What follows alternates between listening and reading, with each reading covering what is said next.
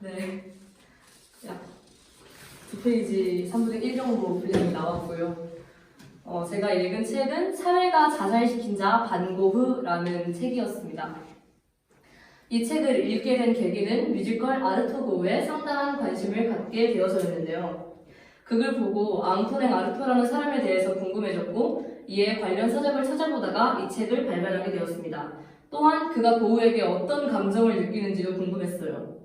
책의 내용을 간단하게 요약하자면 아르토가 생각하는 고우의 그림들, 또한 고우가 왜 미치지 않은 것인지와 연극, 그러니까 아르토의 잔혹 연극의 의의 등이 포함된 아르토가 보는 생의 시선이 담겨있는 책이라고 생각합니다.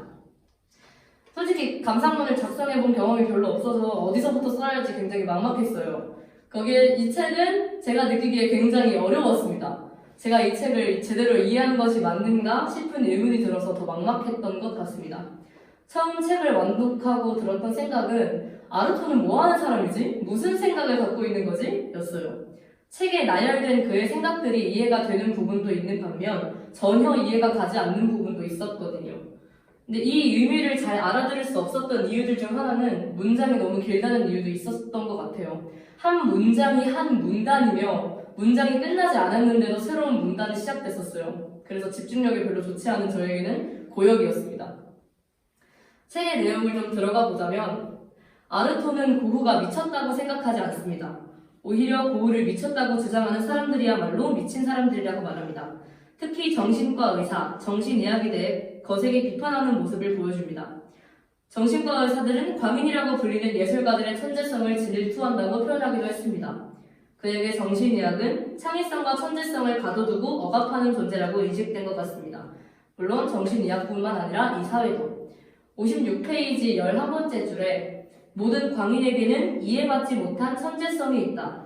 그의 머릿속에서 번뜩이는 생각은 사람들을 겁먹게 만들고 삶이 그에게 마련해준 질식으로부터의 탈출구는 오직 광기에서만 찾을 수 있다. 라는 문구가 있는데요. 저는 이 말에 어느 정도 동의하는 바입니다. 천재들은 괴짜, 미친 사람이라는 얘기가 괜히 나온 게 아닌 것 같다는 생각이 들어서요. 일반적인 사람들은 이해할 수 없는 것들을 그들은 이해하고 있는 것이고 당연히 그걸 이해할 수 없는 일반적인 사람들은 그들을 미쳤다고 말하고 배척합니다. 이런 사람들의 사회에서 일반적이지 않은 것, 그러니까 본인들과 다른 것을 배척하려는 모습이 저는 싫어요. 비범한 것을 괴짜, 미친 것이라고 폄하하는 것이 옳지 않다는 생각을 지울 수 없습니다. 하지만 잘 생각해보면 나 또한 일상생활에서 나와 다른 것을 늘 이상하다고 생각해왔던 것 같아서 당장 이 글을 읽으면서도 아르토와 고흐가 미쳤다고 생각했기 때문에 조금 더 많은 것들을 수용할 수 있는 표현력이 나에게도 또 사회에게도 필요한 것 같다고 생각했습니다. 이해하려는 노력이 중요한 것 같습니다. 근데 이런 생각을 하다 보면 모든 것이 헷갈릴 때가 좀 많은데요. 이상한 것과 비범한 것이 같다면 남에게 피해를 주는 이상함도 비범한 것인가? 그렇다면 그것도 용인해줘야 하는 것인가? 그럼 옳고 그름은 또 무엇인가? 이런 생각들이 자꾸 들게 되더라고요. 그래서 결국에 저는 생각을 포기하고 원래 제 생각에 머물게 됩니다. 어쩌면 옳지 않은 행동을 하고 있는 저를 합리화시키기 위해서 그냥 여러 말도 안 되는 이유들을 늘어놓고 있는 것일지도 모른다는 생각이 이 글을 작성하면서 들었었습니다. 아르토는 고흐가 그의 그림들로 보는 사람들에게 진정한 생의 본질을 보여준다고 했는데요. 이것도 인용인데 몇 번째 줄인지는 안 나와 있네요. 그는 화가, 단지 화가일 뿐인 반고흐. 그는 순전히 그림 도구만을 취했으며 그것을 넘어서지 않았다. 반고흐는 종말이 닥치기 전에 미리 우리의 갈 길을 바로잡아주기에 딱 적당한 만큼의 섬뜩함을 지닌 그림 한 점 속에서 사사나이질소 냄새를 먼저 맡아보게 할 것이 틀림없다.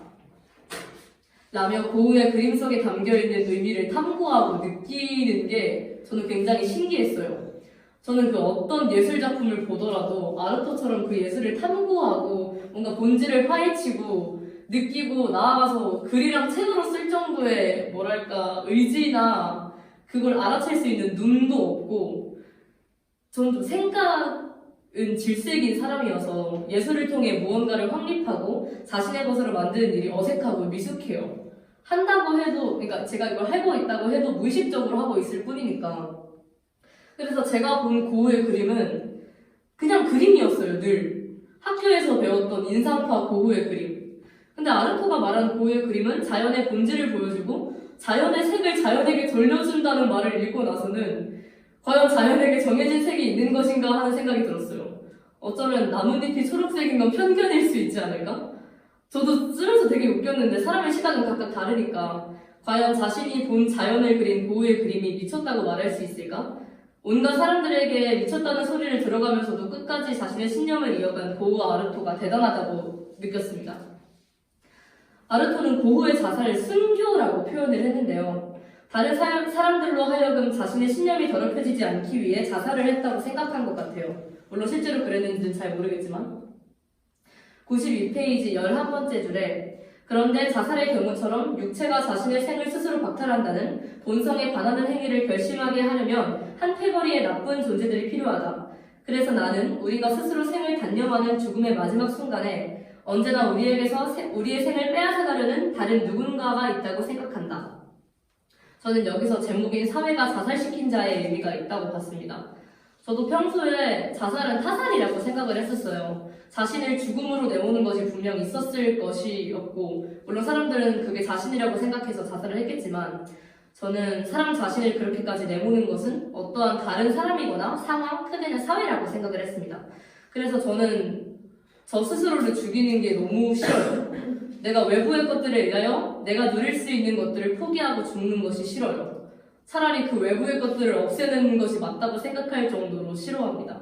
물론 상황이 그럴 수 없는 경우가 더 많겠지만 모든 사람은 소중하고 존귀하기 때문에 그들이 외부 때문에 스스로 삶을 마감하고 그들이 외부 때문에 스스로의 삶을 강탈당하는 것이 안타깝다고 생각했습니다. 그게 만약 내 소중한 사람들이라면 더더욱이요. 저는 제 스스로 삶을 마감하고 싶을 때마다 이를 떠올리면서 악착같이 살아왔습니다. 죽음에 대한 두려움도 있겠지만 내 죽음으로 인해 기뻐할 사람들과 내 죽음으로 슬퍼할 사람들 때문에 어떻게든 살아남으려고 해요. 제 목표는 130살 이후까지 살기입니다. 많이 살아서 많은 것들을 경험하고 전 기네스 기록도 세우고 죽고 싶어요. 이렇게 쓰다 보니까 책 얘기에서 많이 벗어난 개인적인 얘기 같아가지고 괜찮겠지? 라고 썼었고요. 82페이지 15번째 줄에 있는 인류는 늘상 그저 목숨을 부지하는 데 만족하는 것을 더 좋아했다. 와 83페이지 두 번째 줄. 그리고 사람들은 모두 존재하려는 수고를 하지 않고도 당연히 목숨을 부지할 수 있고 미칠랑이 반고우처럼 빛을 내뿜고 반짝이를 애쓰지 않아도 존재할 수 있다. 이 구절을 읽고 나는 어떤 사람으로 존재해야 하는 것인가 하는 생각을 했어요. 목숨을 부지한다는 것이 과연 존재한다고 말할 수 있는 것일까? 제 존재의 의의에 대해서 다시 생각해보게 되는 부분이었어요. 그리고 이 생각은 아직 끝나지 않았습니다. 꼬리에 꼬리를 물고 계속 늘어지는 바람에 다만 확실한 것은 나는 어떤 사람으로 살 것인가에 대한 생각을 정리할 필요가 있다고 느꼈던 것이에요.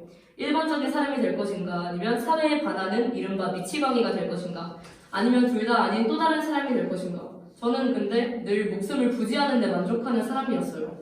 이를 깨닫고 나니까 무언가 더 해보고 싶다는 생각이 들었어요. 목숨을 부지하는 데 만족하지 않으려면 뭘 해야 하는 것인가? 라는 질문도 하게 되고 이걸 생각하면서 인생은 참 여러모로 어렵고 복잡하다고 생각했습니다. 아직 19년도 안 살았는데 앞으로는 어떡하지? 라는 생각도 들었고요.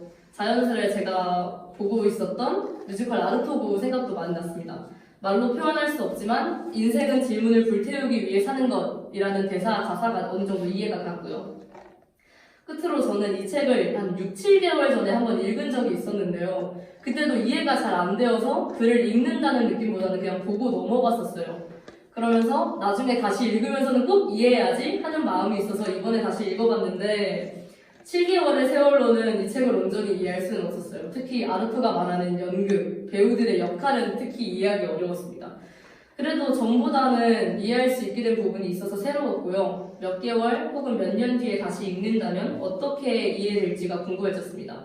또한 생각보다 무언가를 보고 감상을 남기고 생각을 정리하는 것이 어렵지만 재미있는 것임을 깨달았습니다. 이상입니다. 네.